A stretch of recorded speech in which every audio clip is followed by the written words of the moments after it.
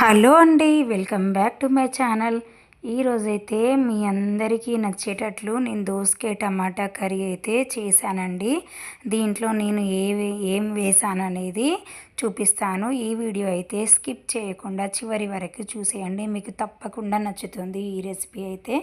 ఇప్పుడు నేను ఈ కర్రీ కోసం ఒక కడాయి పెట్టుకొని అది వేడయ్యాక ఆయిల్ వేసుకున్నాను. ఆయిల్ హీట్ అయ్యాక కొంచెం జీలకర్ర ఆవాలు వేసుకొని అవి మంచిగా కలర్ చేంజ్ అయ్యాక ఒక 2 ఆనియన్ అయితే చిన్న సైజు అండి కట్ చేసి వేసుకున్నాను. చూడండి, ఇవి కూడా మంచిగా కలుపుతూ కొంచెం ఫ్రై చేసుకోవాలి మనము. ఆ తర్వాత ఒక గుప్పెడు కరివేపాకు వేసుకొని మంచిగా కలిపేసుకోవాలి. దీంట్లోకి కొంచెం అయితే పసుపు, 1 టేబుల్ స్పూన్ అల్లం వేసుకొని పచ్చివాసన పోయే వరకు మంచిగా కలుపుతూ అయితే మనం వేయించుకోవాలి.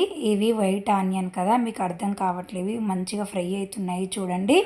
ఇవి మంచిగా సన్నగా క్రిస్పీగా ఫ్రై అయ్యే వరకు మంచిగా కలుపుతూ అయితే మనం ఫ్రై చేసుకోవాలి. చూడండి ఎంత బాగా వేగుతుందో కదా, అల్లం కూడా పచ్చివాసన పోయింది.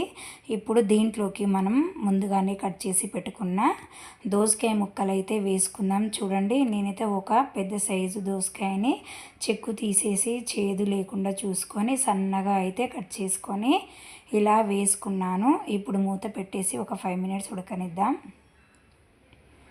చూడండి, దీంట్లోని వాటర్ అంతా బయటికి వచ్చేసి ఈ దోసకాయ మంచిగా మెత్తబడ్డాక దీంట్లోకి అయితే ఒక 4 టమాటాలు అయితే కట్ చేసి పెట్టుకున్నాను, వాటిని వేస్తున్నాను. ఇప్పుడు మీకు కావాలంటే టమాటా తగ్గించుకోవచ్చండి, 2 కూడా వేసుకోవచ్చు. ఇప్పుడు నేను ఈ టమాటాలను దోసకాయలని మంచిగా కలిపేసుకొని మూత పెట్టేసుకొని ఉడకనిద్దాం.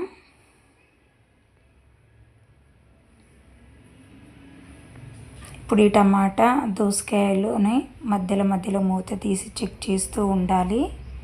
ఇప్పుడు ఈ కర్రీలోకి కావలసిన కారం ప్రిపేర్ చేద్దాం. చూడండి, కావలసిన పచ్చిమిర్చి తీసుకొని దాంట్లో 1 స్పూన్ జీలకర్ర, ఒక 5-6 వెల్లుల్లి వేసుకొని తగినంత సాల్ట్ వేసుకొని అయితే బరకగా మనమైతే మిక్సీ పట్టుకోవాలండి.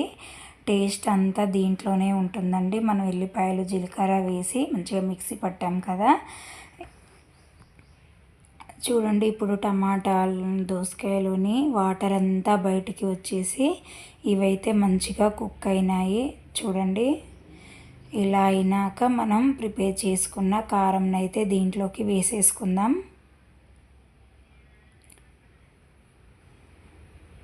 ఇప్పుడు ఈ పచ్చిమిర్చి కారము ఇంకా టమాటా ముక్కలు దోసకాయ ముక్కలన్నింటినీ మంచిగా కలిసే విధంగా మనమైతే కలపాలండి.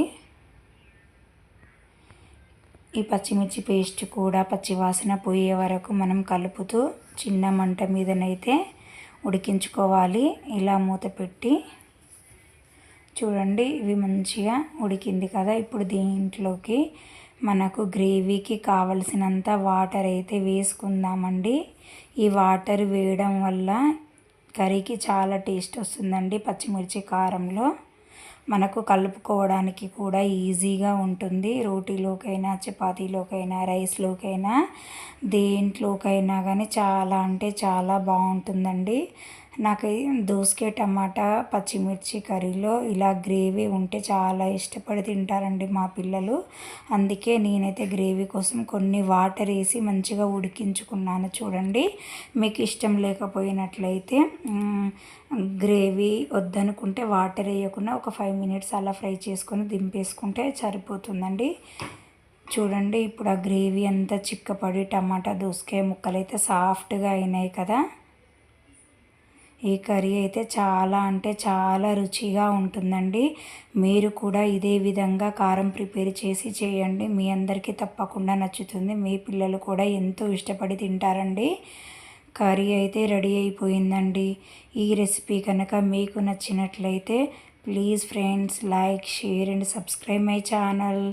మీరు కూడా తప్పక ట్రై చేయండి. రుచి అయితే ఎలా వచ్చిందో కామెంట్ సెక్షన్లో కామెంట్ చేయండి ఫ్రెండ్స్. బాయ్.